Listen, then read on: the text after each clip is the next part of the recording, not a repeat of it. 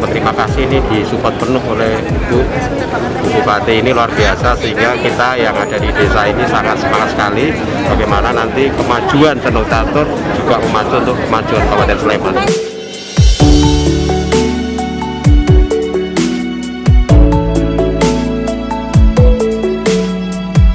Saya dengan kepemimpinan Pak Reno yang baru ini untuk semua di Sukuyo masyarakat, karena programnya adalah untuk pembangunan dan pemerataan ekonomi di semua paduan yang ada di Jawa. Inilah yang menjadi semangat kita semua, jadi bangun sesarengan.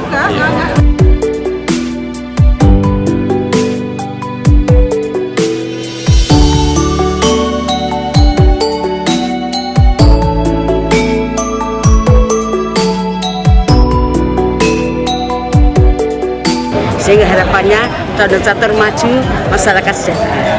Bangkit dari keterpurukan menjadi masyarakat yang hebat, pemerintahan yang hebat begitu.